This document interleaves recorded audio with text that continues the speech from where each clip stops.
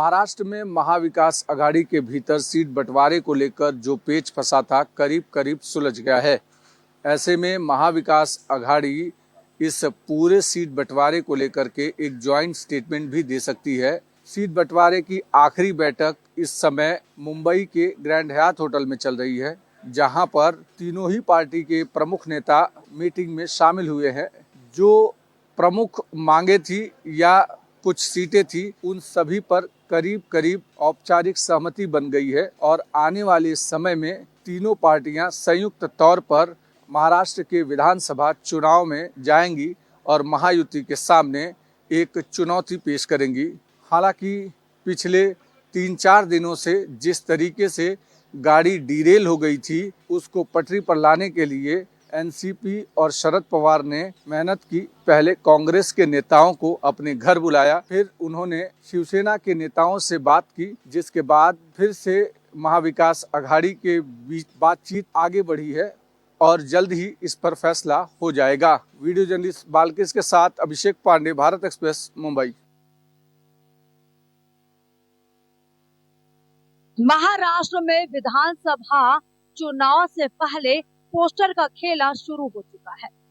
मुंबई और ठाणे की हाईवे पर उत्तर प्रदेश के मुख्यमंत्री योगी आदित्यनाथ का पोस्टर लगाया गया है। इस पोस्टर में बड़ी सी तस्वीर योगी आदित्यनाथ की है। इसके साथ ही एक संदेश लिखा हुआ है कि बटेंगे तो कटेंगे। ये संदेश उन नेताओं को दिया जा रहा है जो पार्टी से बगावत करके दूसरी पार्टियों का दामन थाम रहे हैं। इसके साथ ही ये भी लिखा है कि अगर एक रहेंगे, अनेक रहेंगे तो सुरक्षित रहेंगे। अब ऐसे में इस पूरे मुद्दे को लेकर जो विपक्ष है वो बीजेपी के मंशा पर सवाल खड़ा कर रहा है। वहीं जिस तरीके से पोस्टर का वीडियो सोशल मीडिया पर वायरल हो रहा है, इसको लेकर विपक्ष खुद बीजेपी को साधने की कोशिश कर रहा है।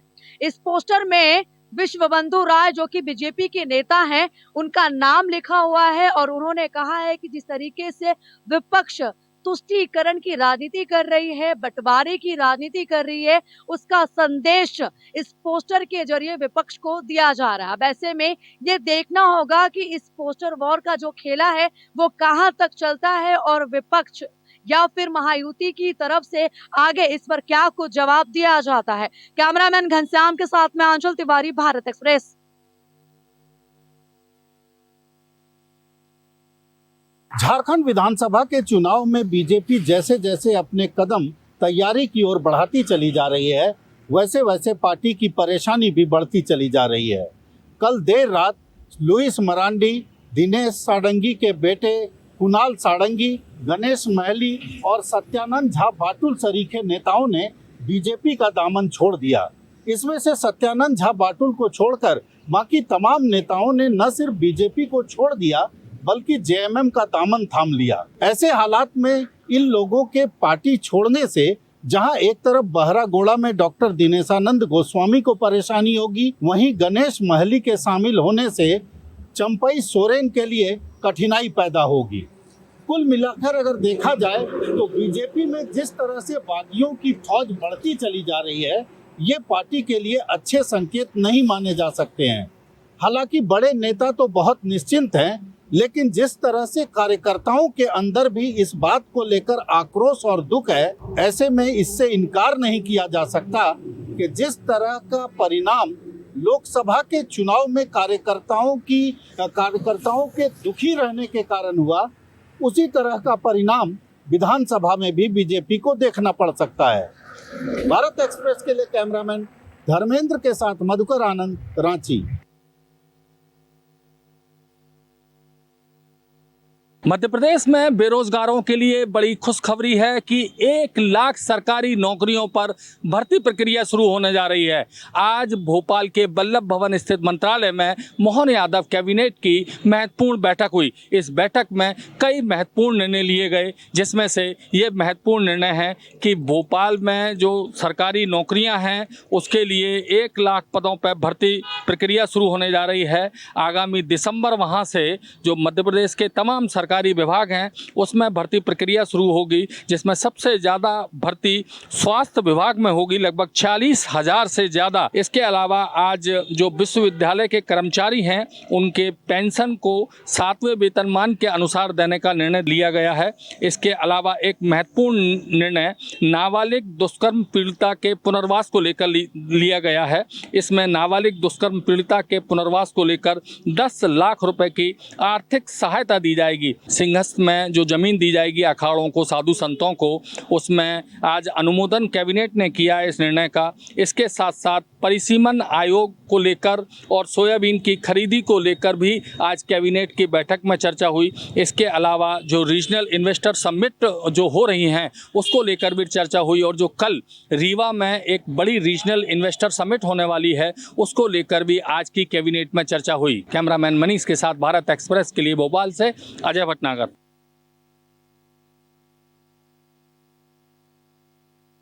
जेडीयू के वरिष्ठ नेता और नीतीश कुमार कैबिनेट के वरिष्ठ मंत्री विजय चौधरी ने नेता प्रतिपक्ष तेजस्वी यादव पर तंज कसा है। झारखंड मुक्ति मोर्चा और कांग्रेस की ओर से मिली उपेक्षा का हवाला देते हुए विजय चौधरी ने साफ तौर पे कहा कि महागठबंधन में आरजेडी को तवज्जो नहीं मिल रही है, नतीजतन तेजस्वी यादव चुप्पी साध रखे हैं।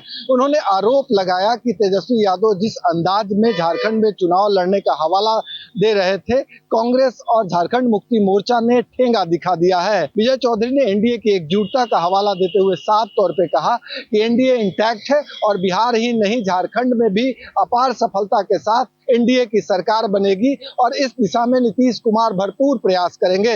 उन्होंने नीतीश कुमार के चुनावी दौरे का हवाला देते हुए साफ साफ कहा कि इस बार झारखंड के चुनाव में नीतीश कुमार कई चुनावी रैलियों को संबोधित करेंगे ताकि एनडीए ज्यादा से ज्यादा सीटें जीत सके। कुल मिला के विजय चौधरी ने एक तरह से तेजस्वी पे निशाना साधा ही, साथ ही एनडीए के इंटैक्ट होने का हवाला देते हुए साफ तौर पे कहा कि बिहार और झारखंड में एनडीए पूरी तरह इंटैक्ट है और इसका प्रभाव झारखंड चुनाव में सीधे तौर पे पड़ेगा। सहयोगी कैमरामैन राकेश के साथ भारत एक्सप्रेस के लिए पटना से आशुतोष कुमार। सेंट्रल नोएडा के सूरजपुर थाना पुलिस और बदमाश के बीच मुठभेड़ हुई है। बताया जा रहा है इस बदमाश ने सूरजपुर स्थित एक एटीएम को तोड़ने का प्रयास किया था।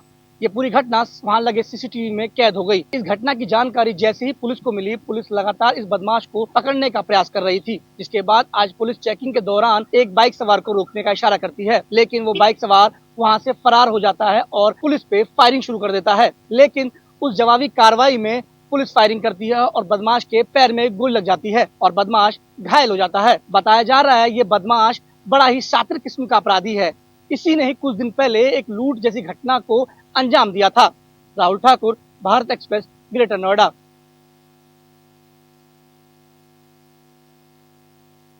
उत्तर प्रदेश में एनकाउंटर पे सियासी बाउंडर के बाद आखिरकार पुलिस महानिदेशक को एक गाइडलाइन जारी करनी पड़ी, जिस गाइडलाइन में इस बात का जिक्र है कि जहां शूट आउट होगा वहां की वीडियोग्राफी करानी होगी और जिस थाने में एनकाउंटर होगा दूसरी थाने की पुलिस जांच करेगी। साथ ही जिस हथियार से एनकाउंटर हुआ है उसको जमा करना पड़ेगा। साथ ही अगर अपराधी की मौत हो जाती है तो उसको 2 डॉक्टरों की पैनल पोस्टमार्टम करेगा।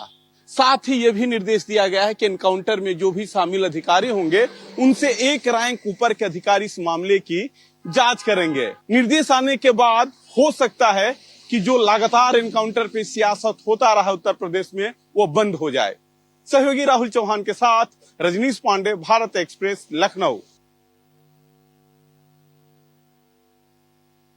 100 से अधिक फ्लाइट्स को बम से उड़ाने की धमकी मिली।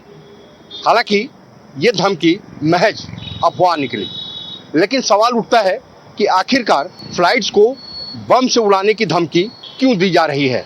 विशेषज्ञों की माने तो उनका साफ तौर पे कहना है कि भारत को आर्थिक रूप से कमजोर करने की कोशिश की जा रही है। कई दिनों से बात सुनने में आ रही है कि फ्लाइट्स को लेके थ्रेट आ रहे हैं, फोन आ रहे हैं या थ्रेट्स और तरीके से आ रहे हैं कि फ्लाइट के अगेंस्ट ये एक्शन होगा, फ्लाइट को सैबोटाज किया जाएगा।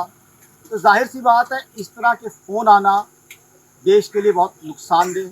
जब फ्लाइट कैंसिल होती है, फ्लाइट डिले होती है तो देश की इकोनॉमी का नुकसान होता अगर हमारी फ्लाइट्स अबॉर्ट होंगी तो जाहिर सी बात है देश की इकोनॉमी का बहुत नुकसान है। जो इन्वेस्टिगेटिव एजेंसीज है उनको ये मैं कहना चाहूँगा, जो भी इस तरह के थ्रेट्स दे रहा है फ्लाइट को, उसके अगेंस्ट एग्जाम्पलरी एक्शन लिया जाए। अब तक भारतीय कंपनियों को 200 करोड़ का लॉस हो चुका है। इसमें आखिरकार गृह मंत्रालय ने तमाम एजेंसियों मसलन IB, CIS और तमाम एजेंसियों से रिपोर्ट तलब किया है। विशेषज्ञों का साफ तौर पे कहना है कि प्लेन में जो फ्लाइट्स हैं उनमें कोई आदमी ब्लेड तक नहीं ले जा सकता। तो आखिरकार इसके पीछे का मकसद क्या है? अब जब एजेंसीज गृह मंत्रालय को अपना रिपोर्ट सौंपेंगी तब तमाम बातें खुलकर सामने आएंगी और साफ हो जाएंगी। कैमरा पर्सन रमेश के साथ राकेश, भारत एक्सप्रेस, दिल्ली। उत्तर प्रदेश में अगले महीने होने जा रहे उपचुनाव को लेकर सियासी पार्टियों ने कमर कस ली है। इसी बीच PDM ने भी 3 सीटों पर अपने उम्मीदवारों का ऐलान कर दिया है, लेकिन इन 3 में से 2 सीटों पर ओवैसी की पार्टी MIM ने भी प्रत्याशी चुनाव लड़ने जा रहे हैं। यूपी में 9 सीटों पर हो रहे विधानसभा उपचुनाव को बड़े खिलाड़ी 2027 विधानसभा चुनाव में वार्म अप मैच की तरह देख रहे हैं। उत्तर प्रदेश की 9 सीटों पर होने जा रहे विधानसभा उपचुनाव को लेकर अब PDM ने भी 3 सीटों पर अपने प्रत्याशियों का ऐलान कर दिया है। ये 3 सीटें कुंदरकी, मीरापुर और मझावा है। इसमें से 2 सीटों पर असदुद्दीन ओवैसी ने उम्मीदवार उतारे हैं, जबकि 1 सीट पर प्रगतिशील मानव समाज पार्टी ने अपना प्रत्याशी उतारा है। लेकिन इस चुनाव में छोटे खिलाड़ी की एंट्री उनका तनाव बढ़ा सकती है। कई छोटे दल भी उपचुनाव में ताल ठोक रहे हैं, जिनकी अलग अलग क्षेत्र में जाति और समुदायों में अच्छी पैठ है। वोटरों में इनकी सेंधमारी खेल बनाने बिगाड़ने में अहम भूमिका निभा सकती है। अब देखना रोचक ये होगा कि क्या इस बार पल्लवी पटेल की पार्टी भी चुनावी मैदान में प्रत्याशी उतारेगी या इस बार भी चुनावी मैदान से अपने आप को खुद को दूर रखेगी, क्योंकि चर्चा इस बात का जो PDM है वो अखिलेश यादव के PDA की चुनौती के तौर पर देखा जा रहा था। इसलिए कहीं ना कहीं इस बात के कयास हैं क्या पल्लवी पटेल की पार्टी कोई उम्मीदवार उतारती है कि नहीं उतारती, क्योंकि जो बड़े सियासी दल हैं वो कहीं ना कहीं छोटे दलों से असहज की स्थिति देखने को मिल रही है। वीडियो जर्नलिस्ट राहुल चौहान के साथ अनुज कुमार, भारत एक्सप्रेस, लखनऊ। मध्य प्रदेश के धार जिले के धर्मपुरी थाना क्षेत्र के तारापुर में 2 युवक सलमान और ताहिर एक महिला को अकेली पाकर उसके घर में घुस गए और ताहिर ने महिला के साथ ज़बरदस्ती की कोशिश की और सलमान बाहर चौकीदारी कर रहा था। इसी दौरान महिला चिल्लाई और आस पड़ोसी इकट्ठे हो गए। लोगों ने मिल करके उन दोनों आरोपियों की पिटाई कर दी और हाथ पैर बांध करके उन्हें निर्वस्त्र कर दिया। काफ़ी पिटाई करने के बाद उन्होंने दोनों युवकों को पुलिस के सुपुर्द कर दिया है। अब पुलिस ने विभिन्न धाराओं में मामला दर्ज कर दोनों युवकों को जेल भिजवा दिया है। साथ ही वीडियो वायरल करने वाले लोग और मारपीट करने वालों के खिलाफ भी कार्रवाई की बात की जा रही है। थाना धर्मपुरी के अंतर्गत ग्राम तारापुर है, जहाँ पर 14/10/2024 को एक घटनाक्रम हुआ था। इसमें फरियादिया के घर में एक लड़के ने घुस के बलात्कार किया था, दूसरा उसके साथ में था। इस पर से 376 और SC/ST का केस रजिस्टर किया गया था। फरियादी अपने परिजनों के साथ में ही आरोपियों को लेकर थाने आई थी, जिस पर सबकी गिरफ्तारी कर अगले दिन माननीय केस कर दिया गया था, जिन्हें जेल भेज दिया गया है और जो वीडियो वायरल हुआ है उसके संबंध में जाँच की जा रही है। अभी तक इस तरह की घटनाएं बड़े शहरों में ही सुनने को आती थी, लेकिन अब छोटे छोटे गाँवों में इस तरह की महिला उत्पीड़न की शिकायतें आ रही हैं, जिससे कि पूरा समाज चिंतित है। कैमरामैन इमरान खान के साथ जय व्यास, भारत एक्सप्रेस, धार। ब्रिक्स की 3 दिवसीय बैठक काजान में शुरू है और बैठक में क्या निकलेगा उस पर पूरे विश्व की नज़र है। पूरे विकासशील देशों के समूह को वैश्विक स्तर पे विकास के लिए क्या नायाब तरीके हो सकते हैं उसके लिए तैयार करना, आतंकवाद कैसे समाप्त हो उस पर चर्चा करना, साथ साथ भूखमरी और गरीबी को कैसे दूर किया जाए उस पर एजेंडा तय होगा। कजान डिक्लेरेशन में जाहिर सी बात है कि युद्ध न हो उसकी भी बात की जाएगी, खास करके तब जब बैठक रूस में हो और यूक्रेन और रूस की लड़ाई विश्व में जग जाहिर हो। प्रधानमंत्री नरेंद्र मोदी की सफलता की चर्चा हर जगह हो रही है, खास करके तब जब ब्रिक्स के बैठक से ठीक पहले चीन और भारत के बीच इस बात पर सहमति होती है कि LAC पे दोनों लोग डी-एस्केलेट करेंगे और अपनी सेना को वहाँ से हटाएंगे। तो ऐसे में ये बहुत महत्वपूर्ण हो जाता है कि ग्लोबल पीस के साथ साथ क्लाइमेट चेंज को कैसे काबू किया जाए, क्लाइमेट चेंज से होने वाले खामियों को कैसे कम किया जाए। और जब विकासशील देश जो कि 28.5% इकोनॉमी को कंट्रोल करते हैं, उनके लोग वहाँ पे बैठेंगे, रूस, चीन, भारत, ब्राज़ील और साउथ अफ्रीका के लोग जब आपस में बैठ के कोई नीति निर्धारित करेंगे तो पूरे विश्व के लिए मानने की मजबूरी होगी।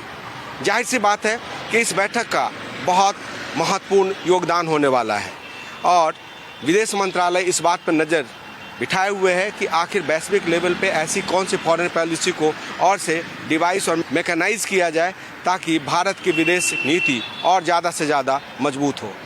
ब्रिक्स की बैठक में प्रधानमंत्री कल लोगों को संबोधित करेंगे और संबोधन के साथ साथ शांति का मंत्र देंगे और संभव है कि उसमें बहुत जोरदार तरीके से यूक्रेन और रसिया के युद्ध की चर्चा हो।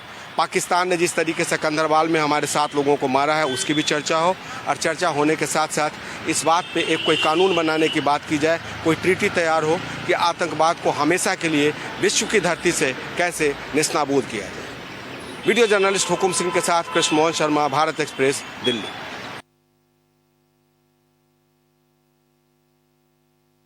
यूपी मदरसा एक्ट को असंवैधानिक करार देने वाली याचिका पर सुनवाई के दौरान मुख्य न्यायाधीश ने कई टिप्पणी की है। इस पर बातचीत करने के लिए हमारे साथ मौजूद हैं याचिकाकर्ता के वकील प्रदीप यादव। सर, आज मामले की सुनवाई के दौरान क्या कुछ हुआ है? देखिए, मामले की सुनवाई कल से चालू हुई है। ऑनरेबल चीफ जस्टिस ने जितनी चीज़ों को क्वेरी किया है उसकी हमने पॉजिटिवली रिप्लाई किया है और सेकुलरिज्म का मतलब जो डिफाइन किया गया है कॉन्स्टिट्यूशन में वो बिल्कुल सही ढंग है और उसका कई बार जो है सुप्रीम कोर्ट ने इंटरप्रिटेशन भी कर दिया है। इसीलिए ऑनरेबल चीफ जस्टिस ने कहा है कि सेकुलरिज्म का मतलब होता है कि जियो और जीने दो, जो कि ऑनरेबल चीफ जस्टिस ने बहुत सोच समझ करके कहा है। नटराजन ने कहा है कि हाईकोर्ट का जो फैसला है वो फैसला पूरी तरीके से सही नहीं है, पूरी तरीके से रद्द नहीं किया जाना चाहिए, असंवैधानिक करार नहीं दिया जाना चाहिए, संशोधन की बात हो सकती थी।